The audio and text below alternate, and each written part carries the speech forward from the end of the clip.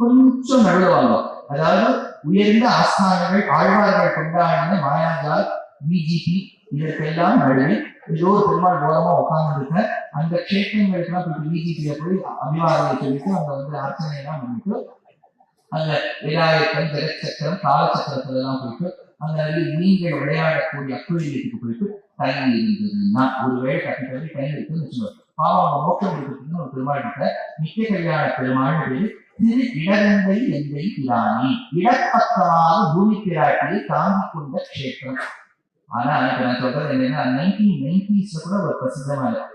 இப்ப போன நல்ல கூட்டம் எதுக்கு கல்யாணம் நித்திய கல்யாண பெருமாள் இவர் மேட்ரிமோனி நல்லா கல்யாணம் பண்ணி வச்சுருவார். இவருக்கு ஒரு ரூல் உண்டு என்னன்னா நம்ம கோவில மாலை போட்டுக்கணும், அந்த மாலை எடுத்துன்னு போகணும், கல்யாணம் ஆனா திருப்பி தம்பதியா வரணும், அந்த வர பொண்ணும் ஆணும் வரத்துக்கு ஒத்துக்கணும். அந்த மாதிரி ஒரு தம்பதியா இருக்கணும். இதே நீ வேண்டிய நீயே போய் மாலை கொடுத்துட்டு வந்துடும் சொல்றதுல அந்த வரக்கூடிய ஆணும் பெண்ணும் ஒரு அரை மணி நேரம் ஒதுக்கி பரவாயில்லைங்களா பார்க்கலாம். நித்திய கல்யாண பெருமாள் ஆச்சரியமான பெருமாள், ரொம்ப அழகான கோவில்.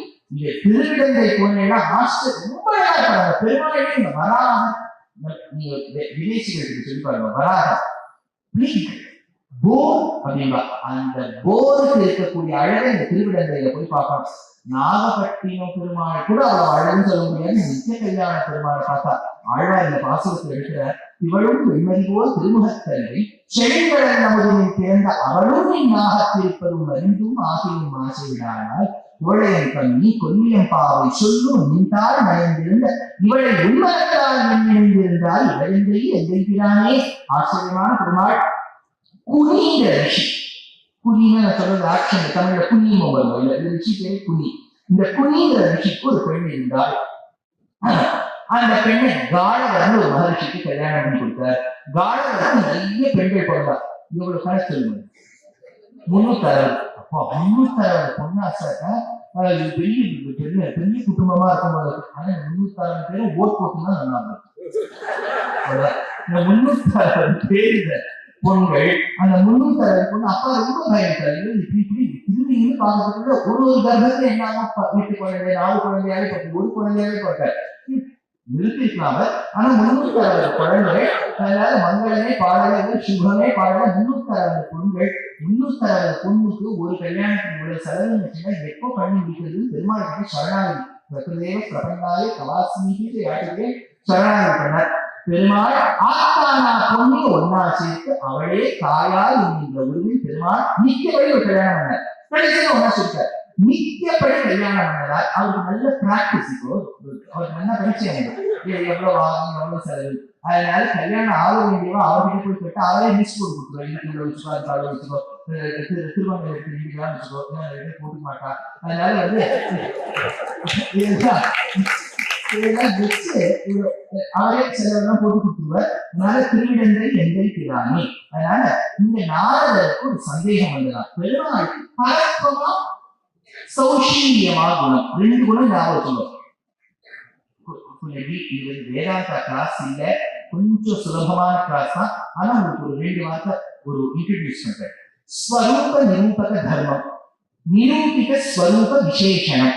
பெருமாளை விட்டு அகலாத குணங்கள் சத்தியத்துவம், ஞானத்துவம், அனந்தத்துவம், ஆனந்தத்துவம், அமலத்துவம். சத்தியம், ஞானம், அனந்தம், பிரம்மன்னு சொல்றோம். 3 குணம்.